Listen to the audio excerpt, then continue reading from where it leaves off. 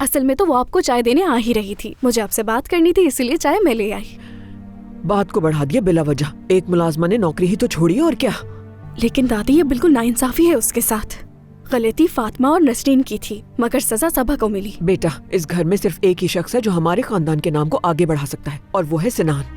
ایک ملازمہ کے چکر میں وہ پھنس جائے یہ میں نہیں چاہتی ہوں بالکل, کیونکہ دونوں ہی کم عمر اور نادان ہیں. خبردار خبردار مجھے جو بیوقوف سمجھا ہو تم نے.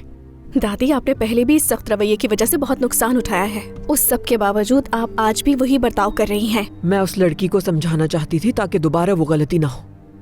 اگر سنان کو یہ غلطی کر بیٹھا اور اسے شادی کرنی پڑے اس سے تو یہ سب نہ مجھے پسند آئے گا اور نہ ہی تمہیں.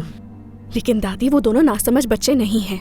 مجھے نہیں لگتا کہ ان دونوں کے درمیان کچھ ہے. فاطمہ نے صرف صبا پر الزام لگایا ہے, میں جانتی ہوں. اب تو یہ بڑا مسئلہ بن گیا ہے.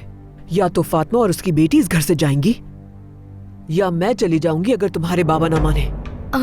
لگتا ہے جو کچھ میں نے کہا آپ اس کی وجہ سے یہ کہہ رہی ہیں.